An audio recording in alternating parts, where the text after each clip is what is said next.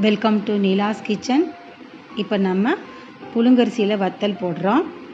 அரைப்படி புழுங்கரிசி எடுத்து வச்சுருக்கேன். அதை நல்லா ஊற வச்சு அரைச்சி எடுத்து வச்சுருக்கேன். ஜவ்வரிசி 1 டம்ளர் வேக வச்சு அதையும் எடுத்து வச்சுருக்கேன். வெங்காய வத்தல் செய்யலான்னு சொல்லிட்டு எக்ஸ்ட்ராவாக 1 டம்ளர் அரிசி போட்டிருக்கேன். அதனால் 1 பங்குக்கு 3 பங்கு தண்ணி ஊற்றணும். நான் 6 பங்கு தண்ணி ஊற்றிருக்கேன். 1 டம்ளர் அரிசிக்கு தனியாக அதுக்கு ஊற்றி வச்சுருக்கேன். இப்போ நம்ம ஜவ்வரிசியை வேக வச்சு வச்சுருக்கேன். தண்ணி நல்லா கொதிக்குது. இப்போ அதோட ஆட் பண்ணிக்கிறேன். நான் கொட்டிட்டு ஜவ்வரிசியை கொட்டி நல்லா உப்பு போட்டு கலந்துக்கலாம்.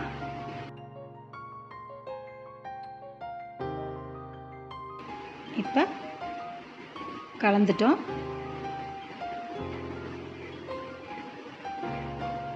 நல்லா கொதித்த உடனேயும் நம்ம அரிசி அரைச்சி வச்சுருக்கிற அரிசியை இதில் ஊற்றி கலந்துக்கலாம். உப்பு கொஞ்சம் போட்டுக்கிறேன். நான் தண்ணியை டேஸ்ட் பண்ணி பாருங்கள். பத்தலைன்னா போட்டுக்கலாம். பெருங்காயத்தூள் கொஞ்சம் போட்டுக்கிறேன். இப்போ நல்லா கொதிக்குது. இந்த அரைச்சி வச்ச புழுங்கரிசி மாவை ஊற்றிக்கிறேன். நல்லா கிளறிக்கலாம்.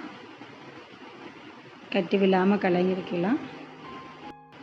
அடிப்பிடிக்காமல் கிளறிட்டு கிண்டிகிட்டே இருந்தோம்னா ஒன்றும் அடிப்பிடிக்காது.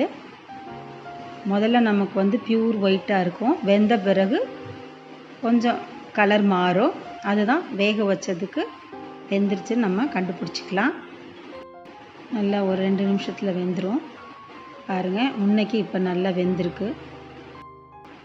மாவு நல்லா வெந்துருச்சு. தண்ணியில் நம்ம கையை வச்சு நனைச்சிட்டு தொட்டு பார்த்தோம்னா வெந்தது தெரியும். பாருங்கள், ஒட்டாமல் இருக்குது. இதுதான் வெந்ததுக்கு அடையாளம். ஒட்டாமல் வருது. அவ்வளோதான். இப்போ நம்ம அரைச்சி வச்ச பச்சை மிளகாய், ஜீரகம்லாம் போட்டுக்கலாம். ஜீரகம் போட்டுட்டேன். பச்சை மிளகாய் ஆட் பண்ணிவிட்டு கலந்துக்கலாம். நல்லா கலந்துக்கிட்டு இதிலிருந்து கொஞ்சமாக மாவு எடுத்து நம்ம வெங்காயத்தோடு கலந்துக்கலாம். தனியாக வெங்காயம், சின்ன வெங்காயம் நான் அரிஞ்சு வச்சுருக்கேன். ஒவ்வொரு வெங்காயமும் கிள்ளு வத்தலில் வச்சு போட்டு காய வச்சோம்னா நல்லா வாசமாக நல்லாயிருக்கும். சின்ன வெங்காயம் கொஞ்சம் எடுத்து வச்சுருக்கேன். அதை நல்லா நம்ம நொறுங்க பிசைஞ்சு எடுத்து வச்சுக்கலாம். முதல்ல இந்த வெங்காயத்தை நொறுங்க பிசைஞ்சிக்கிறேன். வாசனைக்காக நம்ம பிசைகிறது. ஓவர் வெங்காயம் போட்டாலும் வத்தல் கருப்பாக வரும். வெங்காயம் இருக்கிற இடமெல்லாம் அப்படி கருகிரும். இதில் மாவை போட்டு கலந்துக்கிறேன்.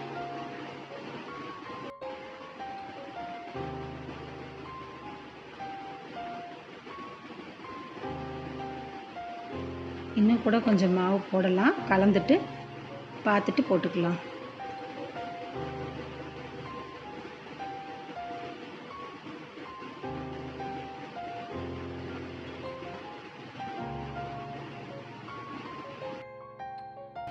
கொஞ்சம் மாவு போட்டுக்கிறேன்.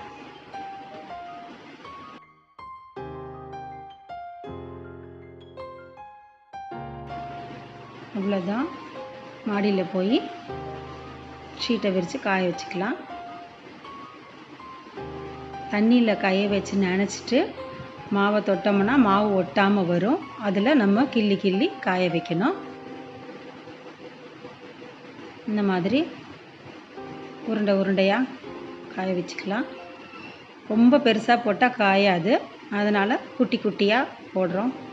உள்ள வெங்காயம் இருக்குது பாருங்கள். அந்த மாதிரி வெங்காயம் வச்சு போட்டிங்கன்னா சாப்பிடும்போது வாயில் வெங்காய வாசனை நல்லாயிருக்கும். அவ்வளோதான். இதே மாதிரி எல்லாத்தையும் கிள்ளி காய வச்சுக்கலாம்.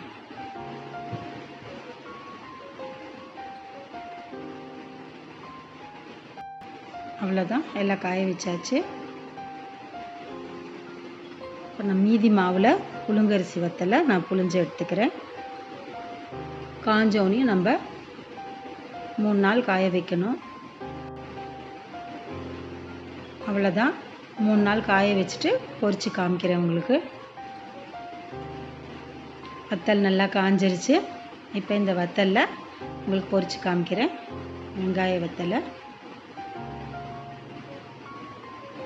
பாருங்கள், நல்லா பொரிஞ்சு வருது. வெங்காயம் இருக்கிற இடம் மட்டும் கொஞ்சம் கருப்பாகுது பாருங்கள். ஆனால் சாப்பிடும்போது டேஸ்டியாக இருக்கும்.